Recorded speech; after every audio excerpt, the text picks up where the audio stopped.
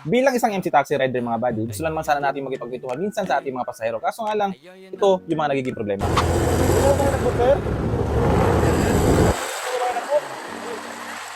Pag nasa biyahe na tayo mga buddy, ay talagang hindi na tayo magkakarinigan. At dumadating pa sa point na kailangan mo pang hubarin yung helmet mo para lang matawagan mo ang iyong pasahero at para marinig mo kanyang response. Parang katulad na ito. Dito na po ako, ma'am.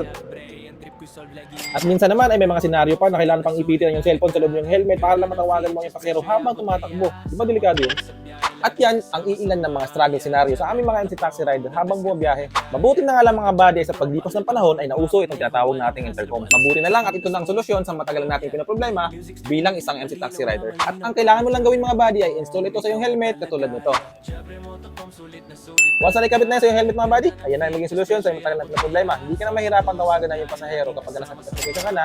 At the same time, pwede mo na maging kakwentuhan ng iyong pasahero habang nasa biyahe ka na. Next sir, Oh, narinig ang lakas ah. Sila ka talaga yun? oh sir, di na kailangan magsigawan pag ganito yung gamit natin. Galing naman. Hindi ka narinig ba? Oo, oh, ang lakas. Narinig ah. Ngayon ka naman nakasakay na nag-gate sir? Oo.